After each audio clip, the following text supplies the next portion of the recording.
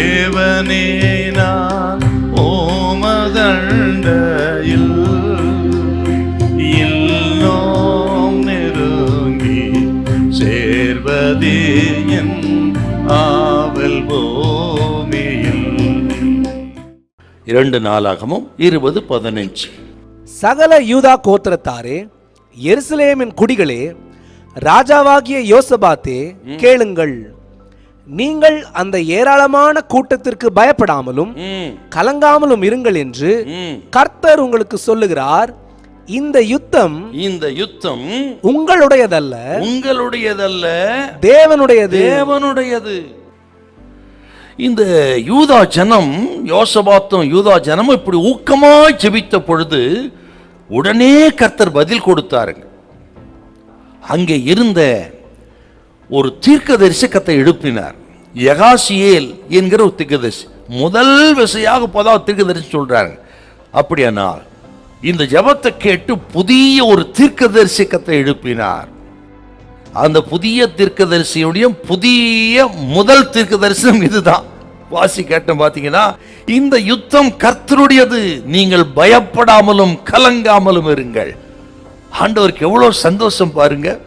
இப்படி ஆண்டவர் நோக்கி நாம் நல்ல ஒரு நம்பிக்கையோடு ஜெபம் பண்ணா, உபவாசம் பண்ணா, அவர் சந்தோஷப்பட்டு அந்த இடத்திலே ஒரு தீர்க்கதரிசி எழுப்புறாரு. எழுப்பி அந்த தீர்க்கதரிசி உடனே பேசுறார்.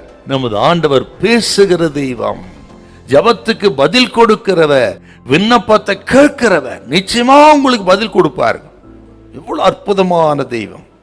அருமையானவர்களே, நமது ஆண்டவரை தேடி வருகிற மக்கள் யாரா இருந்தாலும் சரி, அவரை தேடி வருகிற மக்களுக்கு அவரிடத்தில் ஒரு நல்ல செய்தி எப்பொழுதும் இருக்கிறது என்பது தான் இந்த தீர்க்க தரிசனத்தின் மூலமாக நான் அறிந்து கொள்வேன்.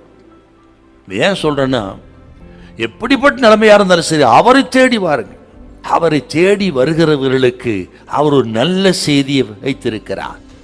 இந்த யூதா ஜனம் இன்னும் அவர்கள் விடுதலை பெறவில்லை, இன்னும் யுத்தத்துக்கு போகல.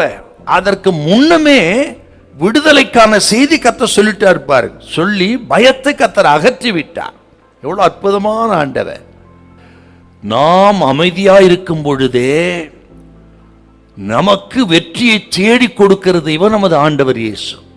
நாம் பெறுகிற வெற்றிங்கிறது நாம யுத்தம் பண்ணி வெற்றி பெறுவதல்ல, அவர் நமக்கு வெற்றி பெற்று கொடுத்து விட்டார். அந்த வெற்றியிலிருந்து வெற்றி நமக்கு. இயேசு சாத்தானின் தலையை நசுக்கி பாதாளத்தின் மீது, பாவத்தின் மீது, சாத்தான் மீது நமக்கு வெற்றி பெற்று விட்டார் இயேசு கல்வாரி சிலுவையில. நீங்கள் நானும் விசுவாசித்து அந்த வெற்றியிலிருந்து வெற்றி பெற்றுக் கொள்ள வேண்டியதுதான். அப்படி விசுவாசிங்க நமது ஆண்டவரை. அந்த சிலுவை மரணத்தை விசுவாசி, அந்த வெற்றி விசுவாசித்து நீங்கள் அமைதியா பொறுமையா இருங்க. உங்களுக்கு என்ற ஒரு பெரிய வெற்றியை, செய்தியை கர்த்தர் கொடுக்கிறார். இதுவரை நீங்க யுத்தம் பண்ணி, வழக்காடி, போராடி ஒன்னுல எல்லாம் தோத்து போயிருக்கலாம். உங்களோட கர்த்தர் பேசுகிறார். உங்கள் கரத்தை முடக்கி, உங்கள் மாம்ச எண்ணங்களை எல்லாம் முடக்கி, மாம்சத்த முயற்சிகளை முடக்கி, பொறுமையாய் அமைதியாய் ஜபத்தோடு காத்திருங்கள். உங்களுக்காக கர்த்தர் யுத்தம் பண்ணுவார். சும்மா இருப்பீர்கள். வெற்றி கர்த்தருடையது. ஹல்லேலூயா, ஹல்லேலூயா.